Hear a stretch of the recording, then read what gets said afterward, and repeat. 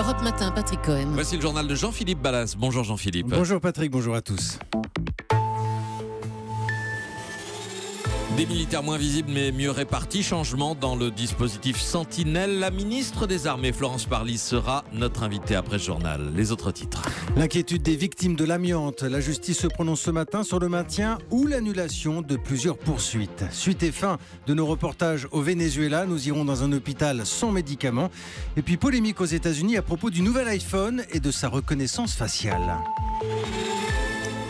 Vous allez voir moins de militaires dans les rues, mais ils seront plus efficaces. C'est en tout cas la volonté du gouvernement qui annonce des changements donc dans le dispositif Sentinelle. Des patrouilles dont la présence rassure, mais dont l'utilité à certains endroits n'est pas toujours évidente. Et bien désormais, les 7000 soldats seront répartis différemment. Ce n'est pas une refonte totale, plutôt une évolution. Et réaction des principaux intéressés ce matin, des militaires exténués, vous ne les entendez jamais. Ils acceptent pour une fois de se confier à Rémi Vallès. Leurs voix ont été modifiées et ils ne sont pas tendres. J'essaye de ne pas agir sur le coup de l'émotion, de ne pas faire une connerie. Je savais que m'engager dans cette institution, c'était dur, mais que ça devient ingrat comme ça, non. On a un bardage avec un gilet pare-balles, un casque lourd, le fusil d'assaut. On est équipé comme des porte-avions et après le repos à côté de ça, il n'est pas fait pour. Il faut être tout le temps aux aguets et ça fait partie aussi de la fatigue mentale. Peut-être qu'il faudrait créer une section sentinelle et laisser le travail des militaires proprement dite, quoi. Même en termes de recrutement, on recrute les personnels, mais pendant 5 ans, on va les épuiser à la moelle. Il y a encore des OPEX, il y a encore des missions intérieures, il y a encore des manœuvres et tout ça, on sous-estime et on réduit ce travail-là.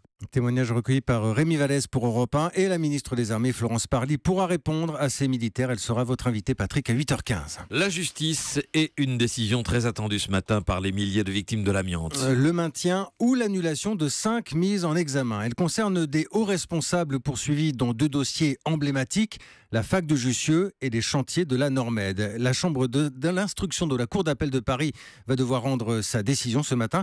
Écoutez l'inquiétude de Michel Parigot. Il était prof à Jussieu. Il se bat depuis plus de 20 ans avec les victimes. Pour lui, une annulation aurait des effets désastreux. On a les preuves qui connaissaient les risques, qui savaient les mesures qu'il fallait prendre et qui ont décidé de ne pas les prendre. L'un des mises en examen a eu le dossier amiante pendant plus de 15 ans et en 1981, il écrit une note au ministre pour lui expliquer que pour espérer protéger contre les cancers, il faudrait au moins diminuer les valeurs limites par 10. L'année suivante, il intègre l'organisme de lobbying des industriels et pendant 12 ans, 13 ans, il va devenir un défenseur de l'amiante. La seule chose par rapport à un crime standard, c'est qu'on ne connaît pas les victimes. On fait quelque chose en sachant qu'on va tuer dans le futur des gens qu'on ne connaît pas. Et ça ne dérange pas. C'est inimaginable qu'on annule de telles mises en examen. Propos recueillis par Pierre de Cossette. Europe 1, il est 8h03. C'est un lieu de fête, de musique, d'échange. C'est aussi un symbole fort en politique. La fête de l'UMA a lieu ce week-end. À gauche, c'est l'occasion de prendre la température avec une confirmation. Rien ne va plus entre le Parti communiste et Jean-Luc Mélenchon. Certes, une délégation de la France insoumise sera présente, mais son leader sera loin en déplacement à La Réunion.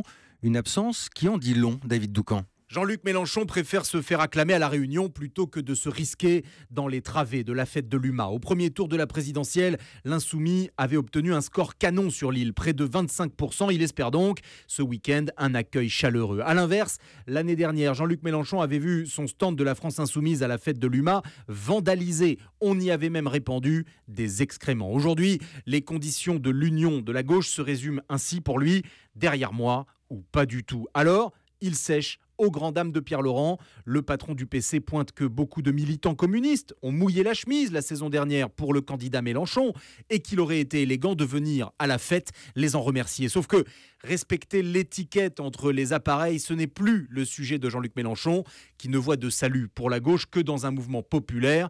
Et derrière lui, les communistes se consoleront avec la venue de Benoît Hamon, aujourd'hui en rupture de banc avec le PS. L'homme aux 6%, lui, croit toujours à l'union des partis de gauche.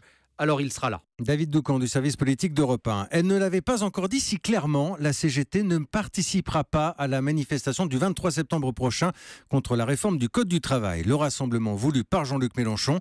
Le secrétaire général de la CGT, Philippe Martinez, était l'invité de Public Sénat hier soir. Pour l'instant, j'ai prévu d'aller à celle du 21, mais j'ai pas prévu d'aller à celle du 23.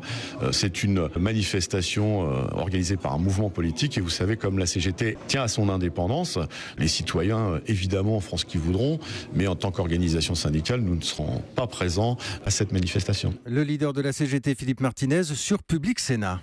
L'actualité à l'étranger à présent et d'abord le silence d'Aung San Suu Kyi. La dirigeante birmane, ex-prix Nobel de la paix, pressée de réagir face à une catastrophe humanitaire. Nous parlons des Rohingyas, cette minorité musulmane chassée de Birmanie. Près de 400 000 personnes qui ont trouvé refuge au Bangladesh voisin. Les Nations Unies réclament la fin d'une violence excessive.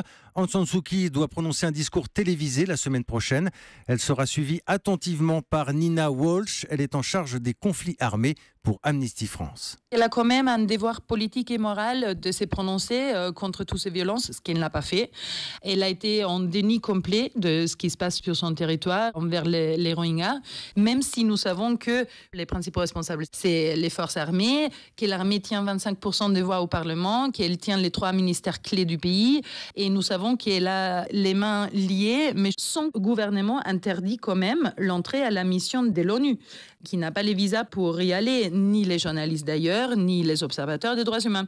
Et ça, c'est quand même son gouvernement. Propos recueillis par Jean-Jacques Herry. C'est l'une des infos de la nuit, le bras d'honneur, disons-le, de la Corée du Nord aux Nations Unies. Le régime de Pyongyang a tiré un nouveau missile quelques jours après les nouvelles sanctions décidées par le Conseil de sécurité. Encore une fois, les sirènes ont retenti au Japon. Le missile a survolé l'île d'Hokkaido. Une réunion d'urgence est prévue aujourd'hui à New York. Direction à présent le Venezuela, dernier volet de notre série de reportages dans un pays en plein chaos. Crise politique, crise humanitaire, la population n'a même plus les moyens de se soigner, c'est bien simple, il n'y a plus de médicaments, c'est l'enquête du 8h. Bonjour Sébastien Krebs. Bonjour. Vous revenez du Venezuela, un pays où le président Maduro essaie encore de tout contrôler. Vous avez réussi malgré tout à entrer dans l'un des hôpitaux de Caracas et ce que vous avez vu est particulièrement préoccupant. Oui, c'est une aide-soignante qui nous fait entrer discrètement dans l'enceinte du grand hôpital universitaire en échappant à la garde des miliciens. Elle veut nous montrer les couloirs déserts, les lits pour la plupart vides, les blocs opératoires à l'abandon, laboratoire d'analyse fermé, radiologie à l'arrêt. L'hôpital est à terre. Dans la réserve, les étagères dépourvues du moindre médicament. En cardiologie, on croise Martha, au chevet de son mari, malade du cœur et diabétique, sans traitement depuis des semaines. Ça fait 6 mois qu'il n'a pas eu d'insuline. On n'en trouve plus. Il n'y a plus rien, plus de médicaments, plus de nourriture. Ce grand hôpital, cette institution qui s'effondre là, non, ça peut pas aller. Non. Les larmes aux yeux, folle d'inquiétude pour son mari. C'est elle, comme toutes les familles de patients, qui doit tenter de trouver elle-même les médicaments et le matériel de soins. Seringues, alcool, gants, l'hôpital ne fournit plus rien, plus d'antibiotiques, plus d'antidouleurs. Et au marché noir, tout s'arrache à prix d'or. Certains s'enrichissent de la crise. Alors plus de médicaments, mais dans cet hôpital, est-ce qu'il y a au moins des médecins, Sébastien ? Oui, des médecins qui partagent le même désarroi. Nous n'avons même pas le plus basique pour traiter par exemple une simple diarrhée. À chaque fois qu'un patient arrive ici, je lui dis ça nous n'avons pas, ça non plus. Là j'ai 3 ou 4 patients qui ont besoin d'antibiotiques très forts. Les gens viennent à l'hôpital pour mourir. C'est ça la réalité. Il n'y a même plus de quoi nettoyer l'hôpital, les infections se multiplient. Mais qu'on comprenne bien Sébastien, ça veut dire qu'il n'y a plus du tout de médicaments dans tout le pays aujourd'hui ? Le problème c'est que le Venezuela est entièrement dépendant de l'étranger, mais l'État n'a plus les moyens d'importer. Alors des ONG tentent de prendre le relais, de rassembler quelques dons pour les redistribuer, comme Action Solidaria que dirige Feliciano Reina, mais la demande est colossale. On arrive à aider environ 1000 personnes par mois, mais on reçoit le double d'appels à qui on ne peut pas répondre. C'est incessant.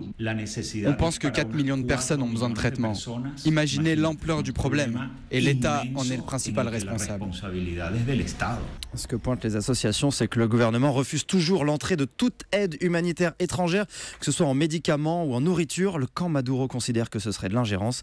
Ce serait surtout reconnaître l'existence d'une crise qu'il continue de nier. Merci Sébastien Krebs pour cette série de reportages au Venezuela. Et on vous retrouve ce soir dans les Carnets du Monde de Sophie Larmoyer à partir de 18h30 sur Europe 1.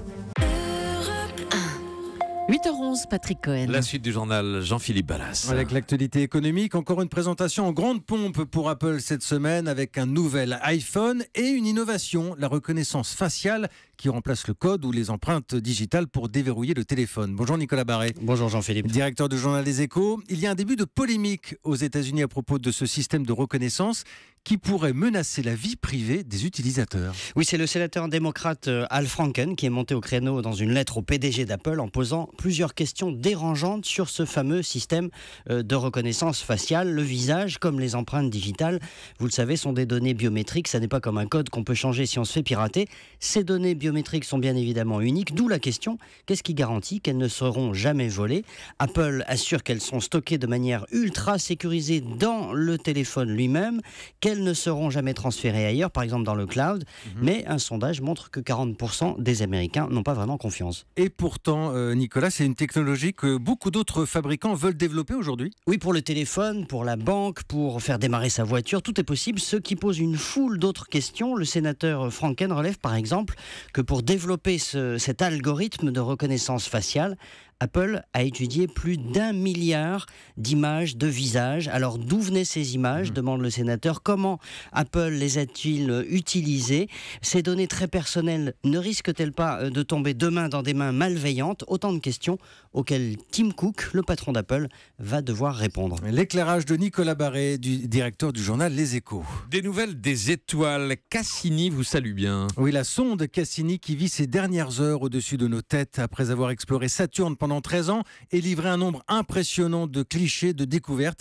Bien, Cassini va disparaître aujourd'hui, un dernier plongeon volontaire dans l'atmosphère de Saturne. Les explications de Laure d'Autriche. En propulsant la sonde Cassini dans l'atmosphère de Saturne, les scientifiques espèrent découvrir ce qu'il y a sous les nuages, jusqu'à la perte de signal. Au plus près de la planète gazeuse, la température atteint 500 degrés et en quelques secondes, Cassini va fondre. La sonde n'a plus de carburant et si les scientifiques ont décidé de l'envoyer se jeter tout droit vers Saturne, c'est pour éviter qu'elle dérive dans l'espace et qu'elle pollue les anneaux et les lunes autour qu'on ira explorer dans des missions futures, explique Nicolas Altobelli de l'Agence spatiale européenne. Il y a des règles de protection planétaire strictes et en s'assurant que Cassini va terminer sa mission dans Saturne et sera en fait détruite proprement, on évite de contaminer ces environnements naturels qui n'ont jamais été touchés par l'homme avec des bactéries terrestres. Grâce à Cassini, on a exploré un monde inconnu. On a découvert que dans les anneaux de Saturne, il n'y a pas de poussière ni de petites météorites, mais un calme étrange et des particules de glace. De ce monde extraordinaire, on a aujourd'hui des milliers de photographies, quelques réponses, beaucoup de questions et toujours un mystère. Comment et quand sont nés les anneaux autour de Saturne et pourquoi sont-ils là ? Laure d'Autriche. À suivre aujourd'hui du tennis avec la demi-finale de la Coupe Davis. La France est favorite face à la Serbie. Et puis voilà ce que l'on va entendre du côté du Stade de France.